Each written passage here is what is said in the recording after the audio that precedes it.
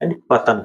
पतन होते क्या हैं और जिन्हें ये कहा जाता है कि अंतरराष्ट्रीय व्यापार के ये प्रवेश द्वार है। क्या पतन अंतरराष्ट्रीय व्यापार के प्रवेश द्वार के रूप में क्यों माना जाता है? पतन अर्थात बंदरगाह है, जिन्हें बंदरगाह भी कहा जाता है। बंदरगाह है तो होते क्या है ये और इन्हें क्यों अंतरराष्ट्रीय व्यापार का प्रवेश द्वार कहा जाता है बंदरगाहों को? तो सबसे पहले अपन देखेंगे पतन या बंदरगाह क्या होते हैं। यानी तटीय स्थल के ऊपर ये प्राकृतिक भी हो सकते हैं या कृत्रिम भी हो सकते हैं। ऐसे स्थल या सीधी सी बात करें कि जहां पर बसें होती है, जहां पर रुकती है, जहां पर बसों का संचालन होता है, सामान उतारा चढ़ाया जाता है, यात्री उठते बैठते हैं, वो जो स्थल होता है वो बस स्टैंड कहलाता है।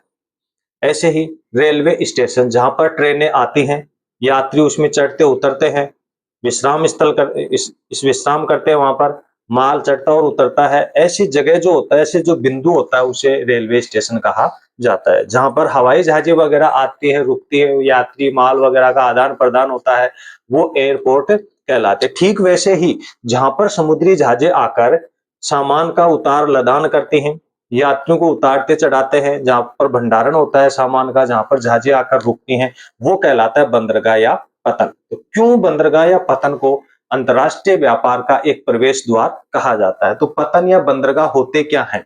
यानी वह स्थल जहां पर जहाजों के द्वारा भिन्न भिन्न प्रकार के सामान को लाया और ले जाया जाता है, यात्रियों को उतारा और चढ़ाया जाता है। वो जो स्थल होता है, वो जो बिंदु होता है, वो जो पॉइंट होता है, वो पतन या बंदरगाह कहलाता है। क्यों इन पतन और बंदरगाहों को अंतरराष्ट्रीय व्यापार का प्रवेश द्वार कहा जाता है? क्योंकि हर विश्व का कोई भी देश क्यों ना हो, उसका अधिकांश जो व्यापार होता है वो समुद्री परिवहन द्वारा ही होता है। अगर जिन देशों के साथ कोई समुद्री सीमा नहीं लगती है तो बड़ी बदकिस्मती से उनका तो वो व्यापार नहीं हो पाएगा, क्योंकि उन्हें जल परिवहन उनके लिए है ही नहीं, पर्याप्त नहीं है, या जल परिवहन की उनके लिए अनुकूल दशाएं है ही नहीं है कि जिस देशों के अंदर जल परिवहन की व्यवस्थाएं हैं वहां पर उन देशों का अधिकांश व्यापार, जिसमें विशेषकर माल जो परिवहन होता है, वो जल परिवहन के द्वारा ही किया जाता है, क्योंकि जल परिवहन सस्ता और सुगम होता है।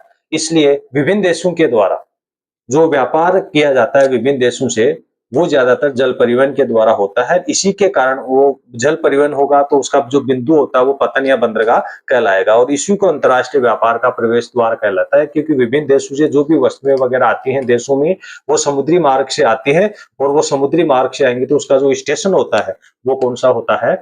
आपका बंदरगाह या पतन होता है। इस कारण उसे प्रवेश द्वार कहा जाता है। अब ये होते क्या है, किस किस प्रकार के ये बंदरगाह पतन होते हैं? तो बंदरगाह के प्रकार पढ़ेंगे, पतन के प्रकार। अब ये प्रकार अलग अलग किस प्रकार से होते हैं देखना है। एक नंबर पे आता है निपटाए गए नौ भार के अनुसार, ये बिंदु है, निपटाए गए नौ भार के अनुसार।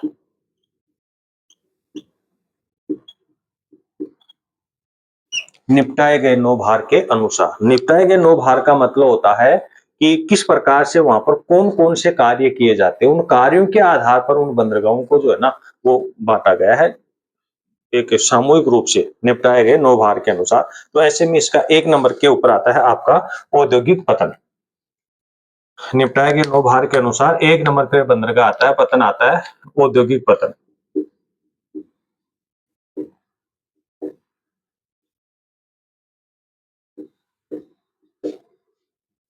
औद्योगिक पतन, औद्योगिक पतन नाम से पता चल रहा है कि ऐसे बंदरगाह या पतन जो उद्योगों के लिए अनुकूल होते हैं। यानी कि सीधी सी बात अपन इनमें ये कह सकते हैं कि ऐसे बंदरगाह जहां पर कच्चा माल आता है और कच्चा माल विभिन्न जहाजों में लदकर विभिन्न देशों की ओर जाता है, और विभिन्न देशों से तैयार माल आता है और तैयार माल आकर भिन्न भिन्न क्षेत्रों की ओर चला जाता है, वो कहलाता है औद्योगिक पतन। या ऐसे बंदरगाह या पतन जहां पर उद्योगों से संबंधित गतिविधियों का संचालन होता है, वो औद्योगिक पतन कहलाते हैं, जिसमें उद्योगों से जुड़ी हुई गतिविधियां होगी, कच्चा माल हो गया और तैयार माल की, कच्चा माल का आदान प्रदान होना और तैयार माल का आदान प्रदान होना, वो क्या कहलाता है? औद्योगिक पतन कहलाता है। इस प्रकार का कार्य है ना वो बड़े पैमाने पर होता है, थोक रूप में होता है।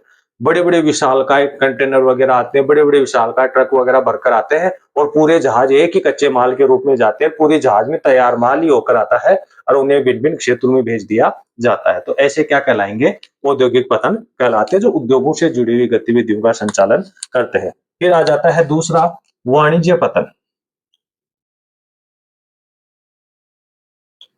वाणिज्यिक पतन।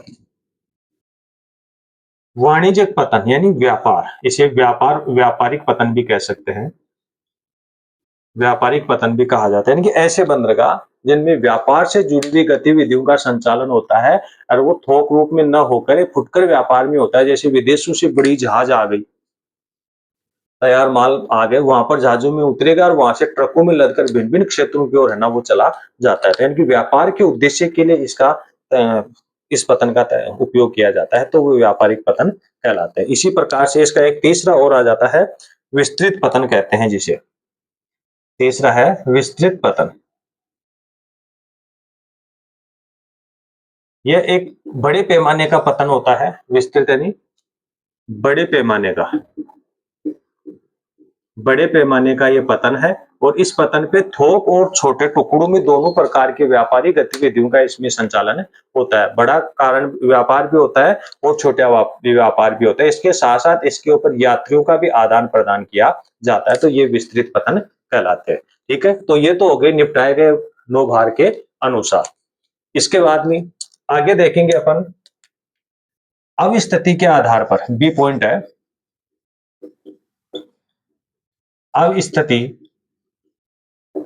के आधार पर। अवस्थिति क्या है इसकी?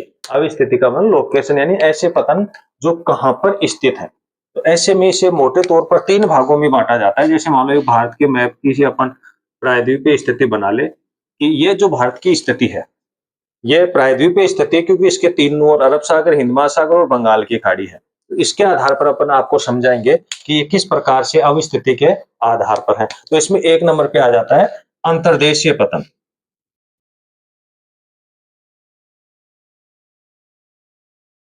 अंतर्देशीय पतन यानी अंतर्देशीय पतन होते क्या है? यानी ऐसे पतन जो वास्तविक पतन या मुख्य पतनों की जगह ना होकर संबंधित राज्य या संबंधित देश में काफी ज्यादा अंदर स्थित होते हैं। जैसे उदाहरण के तौर पर सुनना आप, जैसे आपको पता है कोलकाता पतन, ये यहाँ पर समुद्र है, ये पश्चिमी बंगाल है। ये कोलकाता पतन जो बंदरगाह है, उसको इस हुगली नदी के माध्यम से है ना वो जोड़ा गया है। हुगली नदी के ऊपर जो है ना ये बंदरगाह बनाया गया है। कौन सा? कोलकाता पतन।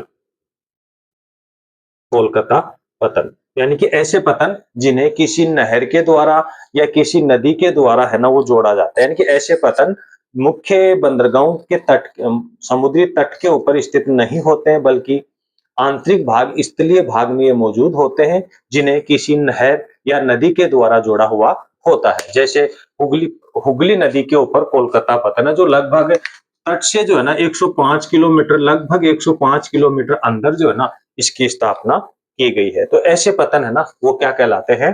अंतर्देशीय पतन कहलाते हैं, जो मुख्य तट के ऊपर, यानी इसका जो मुख्य जो तट है, वास्तविक जो पतन है, ये स्थल भाग हो गया इधर तो, और ये जल भाग हो गया, ये यहाँ पर मिल रहे हैं। तो यहाँ पर जो बंदरगाह होते हैं ये तो वास्तविक पतन कहलाते हैं, और जो अंदर की ओर जो होते हैं ये अंतर्देशीय पतन कहलाते हैं। यानी कि वास्तविक पतनों की जगह स्थित नहीं होते हैं, बल्कि अंदर है ना वो किसी नदी या नहर के द्वारा जुड़े हुए होते हैं, वो अंतर्देशीय पतन कहलाते हैं। फिर आ जाता है बाह्य पतन।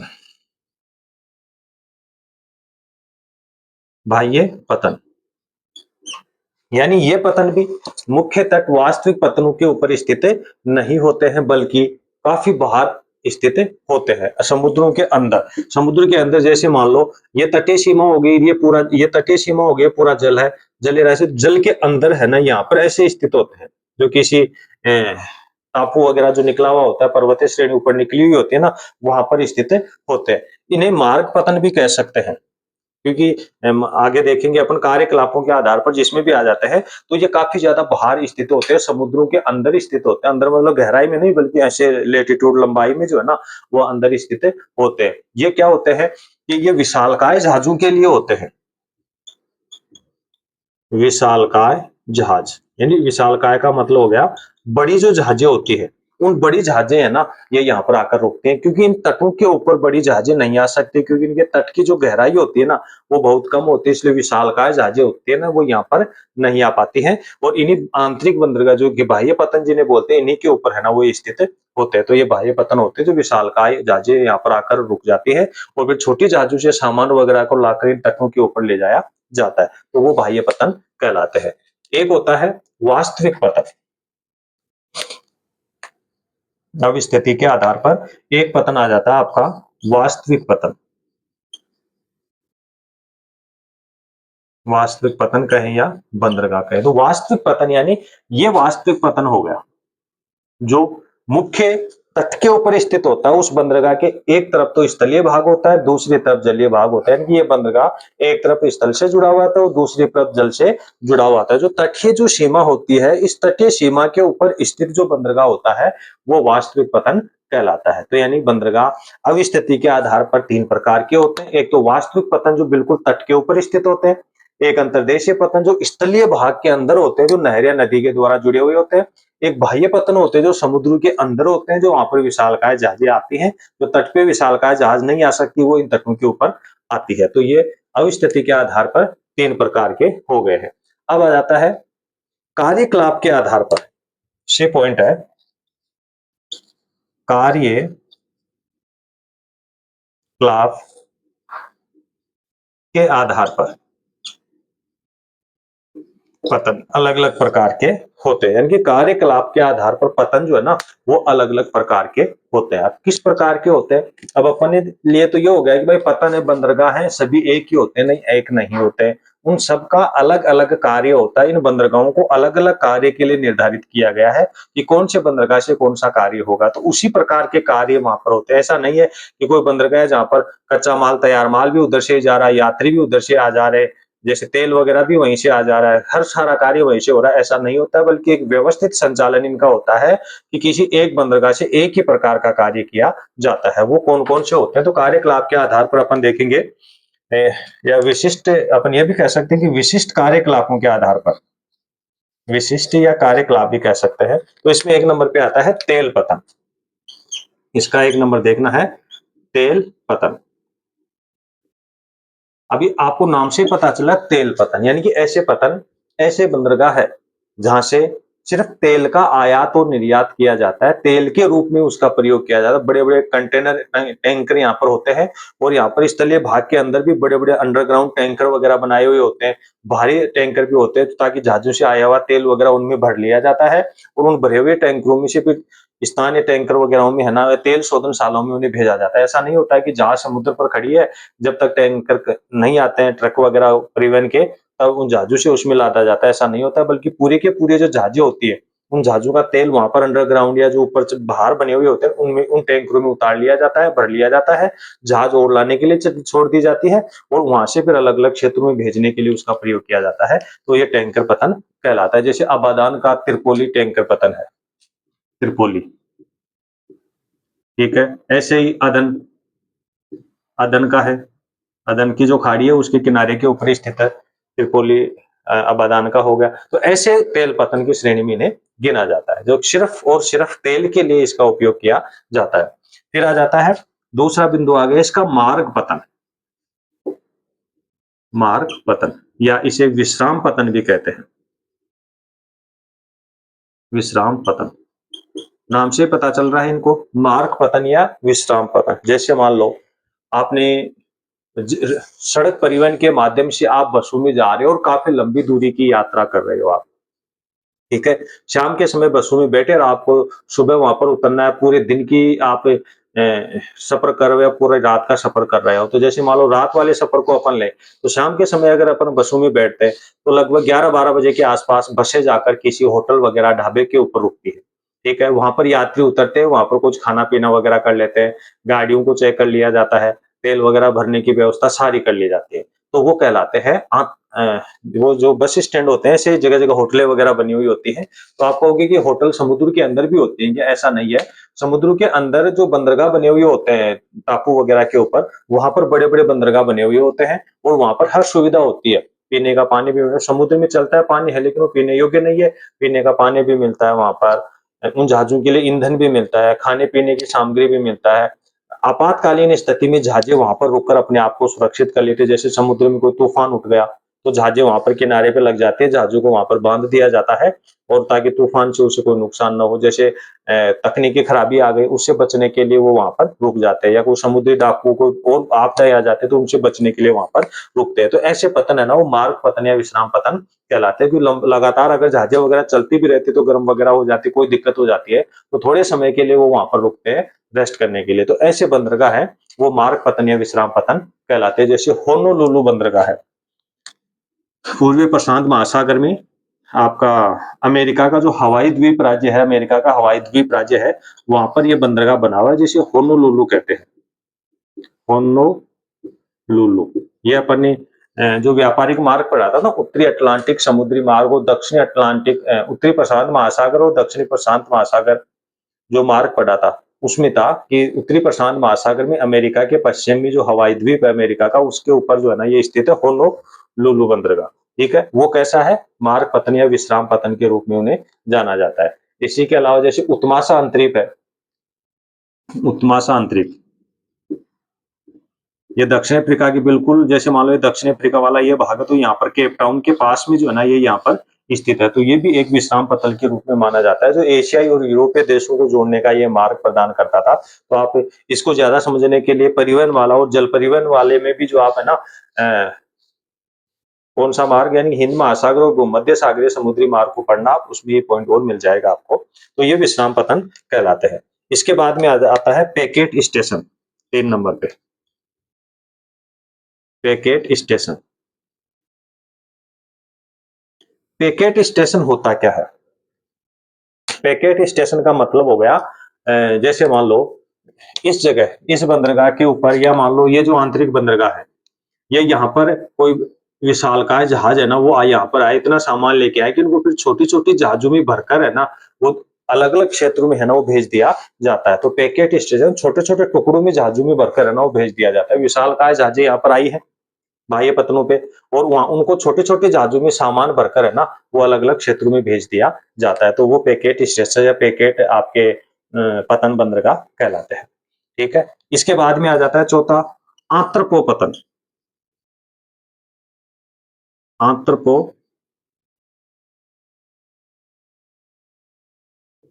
आंत्रपो पतन।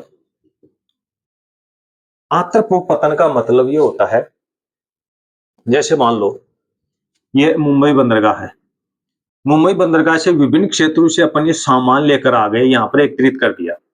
इधर गुजरात, राजस्थान से भी लेके आ गए, मध्य प्रदेश से भी आ गए, इधर तेलंगाना, छत्तीसगढ़ वगैरह से भी जो है ना आंध्र प्रदेश से भी यहाँ पर माल आकर अपन ने एक जगह डाल दिया, और अब कोई जहाज आएगी, तो उस जहाज में उसे लाद कर है ना अपन विदेशों की ओर भेज देंगे। या विदेशों से जो कोई सामान आता है यहाँ पर मुंबई बंदरगाह पे उतार लिया, और मुंबई बंदरगाह से फिर अलग-अलग भागों में इस सामान को भेज दिया जाता है। तो ऐसे बंदरगाह आंत्रपो-पतन कहलाते हैं। यानी किसी वस्तु का निर्यात करने के लिए भिन्न-भिन्न स्थानों से वस्तुओं को लेके आते हैं और फिर एक जगह जहाज़ों में भरकर विदेशों में भेज दिया जाता है, या विदेशों आए हुए सामान को ये एक बंदरगाह पर उतार कर अलग-अलग प्रदेशों में उसे भेज दिया जाता है। तो ऐसा पतन जो होता है, बंदरगाह होता है, वो आंत्रपो पतन कहलाता है। यानी कि सामूहिक रूप से उसे काम में लिया जाता है। विभिन्न क्षेत्रों से सामान एकत्रित किया, जहाज़ों में भरा और विदेशों में भेज दिया, या विदेशों से जो सामान आया है, उसको बंदरगाह पर एकत्रित किया और छोटे-छोटे साधनों के माध्यम से उन्हें अलग-अलग क्षेत्रों में भेज दिया जाता है। तो ऐसे बंदरगाह आंत्रपो पतन कहलाते हैं। फिर एक और आता है नौसेना पतन। नौसेना पतन। नौसेना पतन क्या होता है? नाम से पता चल रहा है कि नौसेना यानी आर्मी के लिए, और वो भी कौन सी आर्मी होती है? नेवी। नेवी के लिए, नेवी जो जलीय सैनिक होते हैं, जल सेना होती है, उसके द्वारा प्रयोग में लिया जाने वाला बंदरगाह या जो पतन होता है, वो नौसेना पतन कहलाता है। और अपना केरल का जो कोच्चि पतन है, उस कोच्चि पतन किसके लिए प्रसिद्ध है? वो नौसेना पतन के लिए प्रसिद्ध है, क्योंकि केरल के नौसेना पतन का या केरल का जो कोच्चि पतन है, उसका उपयोग हमेशा आर्मी के द्वारा किया जाता है। नेवी जो होती है, जलीय जो आर्मी होती है ना, उसके द्वारा इसका प्रयोग किया जाता है। तो यानी कि नौसेना पतन वे होते हैं जो आर्मी के लिए काम में लिया जाता है, जल सेना के द्वारा काम में लिया जाता है, जैसे केरल का कोच्चि पतन है। तो इस प्रकार से ये विशिष्ट कार्यकलापों के आधार पर ये आपके पतन थे। तो ऐसे में पतनों को इसीलिए अंतर्राष्ट्रीय व्यापार का प्रवेश द्वार कहा जाता है, क्योंकि विदेशों से जो भी व्यापारिक गतिविधियों का संचालन होता है, वो सारा का सारा इन बंदरगाहों, इन पत्तनों के द्वारा ही होता है। इसीलिए उसे अंतर्राष्ट्रीय व्यापार का प्रवेश द्वार कहा जाता है। जहाँ पर ये नहीं होते पत्तन बंदरगाह, वहाँ पर अंतर्राष्ट्रीय सामान का आना बड़ा मुश्किल हो जाता है, क्योंकि एक ही मार्ग बचता है उसमें, वायु परिवहन द्वारा। अगर कोई स्थलबद्ध देश है, तो वो सड़क परिवहन के द्वारा या स्थल परिवहन के द्वारा भी उनके साथ व्यापारिक संबंध स्थापित हो सकते हैं। लेकिन जलीय जो देश है, जिनकी जलीय सीमा लगती है, उनके लिए अंतर्राष्ट्रीय व्यापार का मुख्य केंद्र बिंदु जल परिवहन ही होता है, और इसमें भी प्रवेश द्वार किसे कहा जाता है? पत्तन को, यानी बंदरगाहों को प्रवेश द्वार के रूप में कहा जाता है। इस प्रकार से आपके जो कक्षा 12 की भूगोल विषय की जो फर्स्ट बुक थी, विश्व के संदर्भ वाली जो बुक थी, मानव भूगोल के मूल सिद्धांत, ये उस मूल भूगोल सिद्धांत में आपके 8 चैप्टर थे, 8 लेसन थे। आज ये इस टॉपिक के साथ ये एक बुक्स जो है, मानव भूगोल के मूल सिद्धांत वाली 8 लेसन वाला चैप्टर आज आपका ये पूरा होता है। अगले वीडियोज में अपन भारत के लोग और अर्थव्यवस्था वाली भूगोल की जो सेकंड बुक है, कक्षा 12 की माध्यमिक शिक्षा बोर्ड द्वारा आयोजित होने वाली परीक्षाएं में एनसीईआरटी की जो दूसरी बुक है, भारत के लोग और अर्थव्यवस्था, उसके चैप्टर आपको कंटिन्यू इसमें मिलेंगे। लेकिन इसी सीरीज में एक एक प्लस करते अपन इसमें जा रहे हैं, इसी सीरीज में उसको जोड़कर आपको दिखाया जाएगा। अगर फिर भी आपने अगर अपने चैनल को सब्सक्राइब नहीं किया है, आप अपने सहयोगियों से भी इसे सब्सक्राइब करवाइए, लाइक और शेयर भी करवाइए, ताकि अधिक लोगों तक हमारे ये लेसन है ना पहुंच सके और आप इसका फायदा उठा सके। धन्यवाद।